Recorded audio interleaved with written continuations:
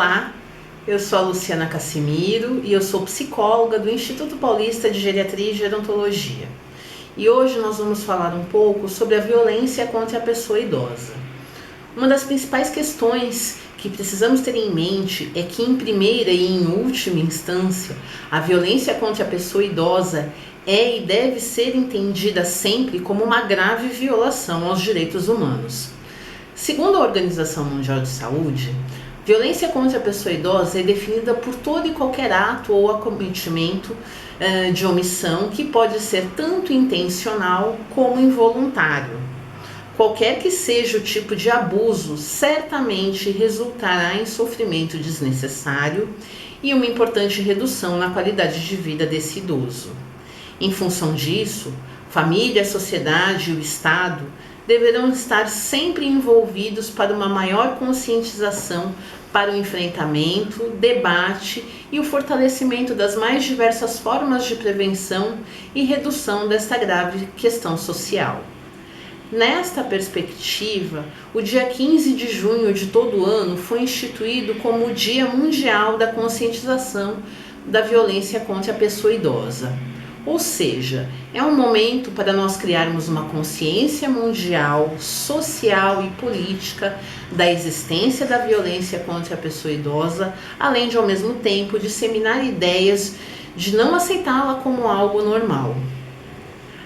A violência contra o idoso pode ocorrer de várias formas. Os tipos mais comuns de violência contra o idoso incluem o abuso físico, ou a violência ou maus tratos físicos, que é o uso da força física para compelir os idosos a fazerem o que não desejam, para feri-los, provocar-lhes dor, incapacidade ou até a morte.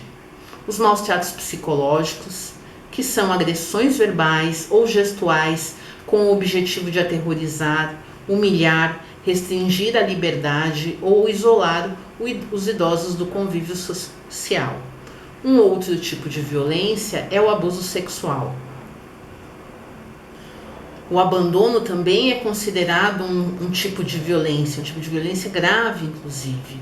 Afinal de contas, a ausência ou a deserção dos responsáveis, tanto a nível governamental, institucional ou familiar, de prestarem socorro a uma pessoa idosa que necessite de proteção, é algo de extrema gravidade.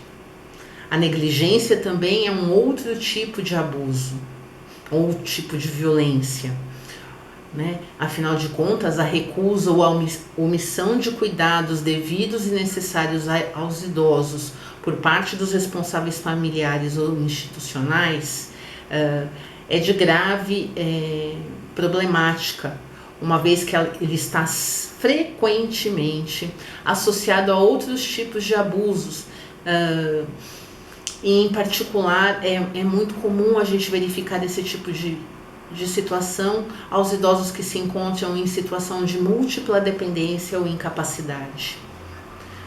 Temos também o abuso financeiro e econômico, que é a exploração imprópria ou ilegal dos recursos financeiros e patrimoniais desse idoso.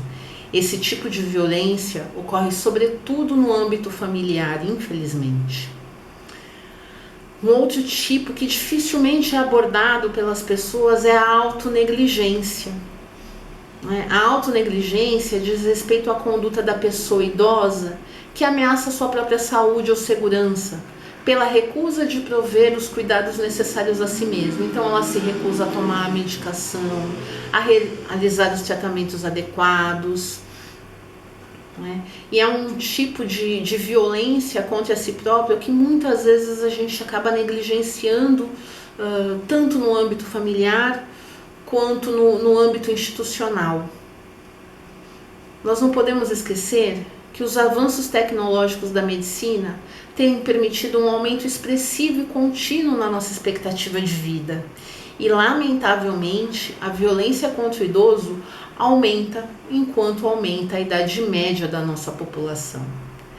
Atos agressivos contra a pessoa mais idosa estão presentes nas mais diversas camadas sociais e regiões do nosso país e no mundo inteiro. Elas ocorrem tanto dentro como fora do ambiente familiar. Até mesmo em serviços de saúde podemos encontrar tratamentos extremamente abusivos. Diante de tal contexto, não basta apenas nos indignarmos com essa situação.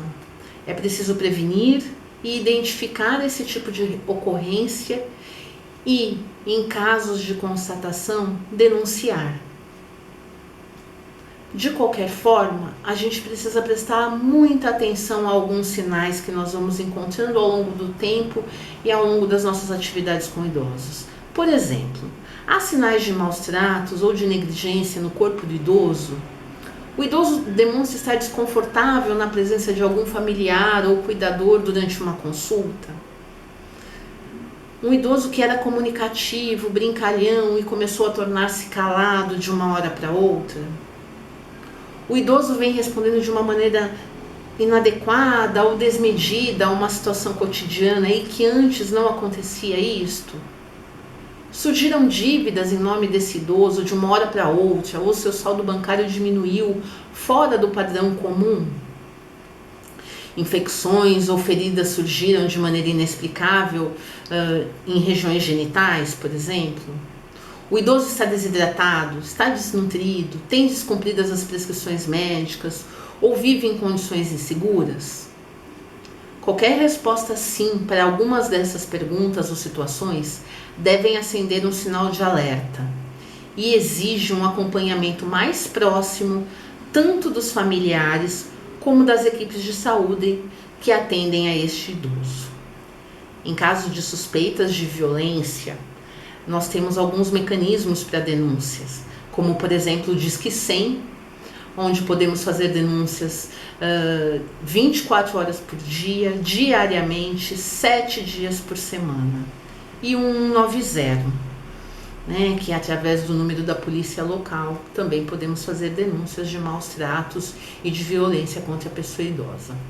Contudo, para que não precisemos chegar a esse ponto, né, ao ponto da denúncia, medidas educativas e sociais devem ser utilizadas diariamente no combate à violência contra a pessoa idosa. Afinal, acrescentamos mais anos à vida, mas precisamos ter uma boa qualidade de vida nesses anos acrescentados a mais. Pensemos nisso sempre. Muito obrigada e até a próxima.